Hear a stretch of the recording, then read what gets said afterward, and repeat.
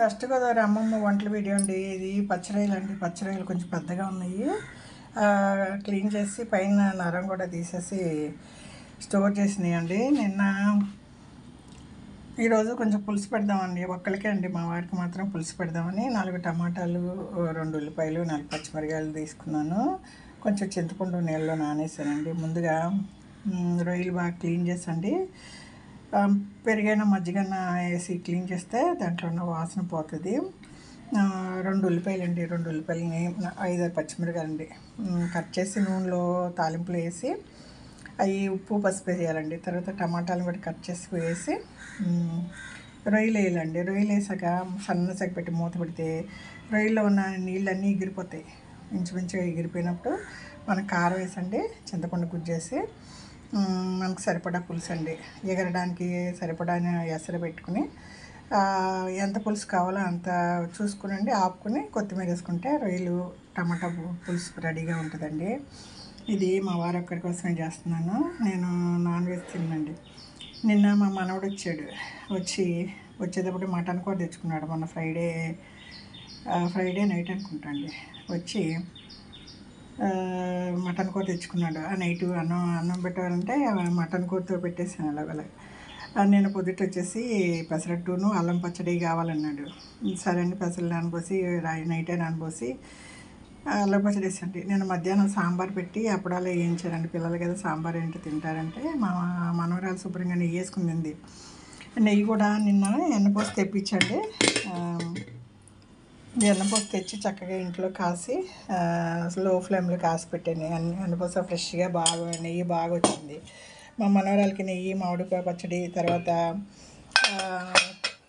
పప్పులో నెయ్యి వేసుకుని తినేసిందండి. తనేం మాట్లాడదు.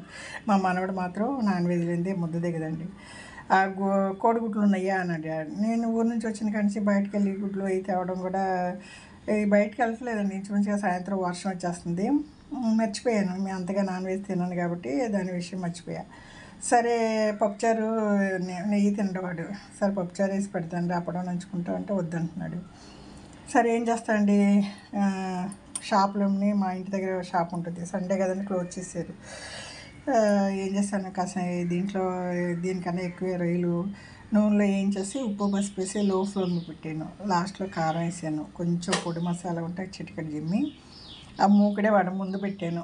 సంతోషంగా దాంట్లో అన్నం వేసుకుని తుడుచుకుని తినేసండి. పిల్లలకి సీ ఫుడ్ అది ఇవ్వడం మంచిదేనండి. నాన్ వెజ్ అలవాటు ఉంటే ప్రోటీన్స్ ఇవ్వడం రోజు మంచిదే, కానీ ఏది ఉంటే అది తినడం అలవాటు చేయాలి. మా పిల్లకి అదే చెప్పాను నేను.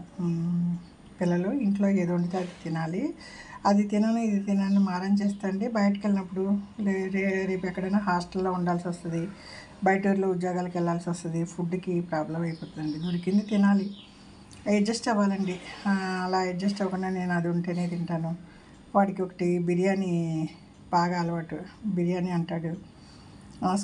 స్కూల్కి వెళ్ళేప్పుడు ఏం తినడు. ఏం తిన్నా వాంతి అవుతుంది వాడికి. పొద్దున్నే వ్యాన్ ఎక్కితే వాంతి వచ్చేస్తుంది పెట్రోల్ వాసనకి, డీజిల్ వాసనకి. సరే ఏం తినకుండా వెళ్తాడు. మధ్యాహ్నం లంచ్ అంతంత మాత్రం రాగానే బిర్యానీ అన్నీ ఏమన్నా ఫుల్ కట్టుకడతాడండి. ఫుల్గా తింటాడు. దానికోసం వాడి కోసం బిర్యానీ చేసి పెట్టడం, వండి పెట్టడం, లేదా కొని పెట్టడం చేస్తున్నారు. కంపల్సరీ మన ఇంట్లో ఉండేది వండి పెట్టాలండి. లేదా వీక్లీ 2-3 సార్లు కూరగాయలతో భోజనం కంపల్సరీ తినడం అలవాటు చేయాలి. పిల్లలకి అలా మారం చేయడం, ఇది చేయడం తగ్గించాలండి. ఏది ఉంటే అది పెట్టడం అలా చేయాలని చెప్తూ ఉంటాను. నా మటుకు నేను గంట సేపు ట్రై చేశాను, తినలేదు. తర్వాత రొయ్యలు ఫ్రిడ్జ్లో చూస్తే రొయ్యలు ఉన్నాయి, అది ఏంచిస్తేనే తిన్నాడు. సరే పిల్లోడు తింటే చాలు అనిపిస్తుందండి. వాళ్ళ అమ్మ కూడా అలాగే అనుకుంటా. ఏదో ఒకటి కడుపు నిండా తింటాడులే చాలు అనుకుంటా. నేను ఇంకా సరే వాడు భోంచేస్తే చాలు అనేసి చేసిస్తే తిన్నాడు.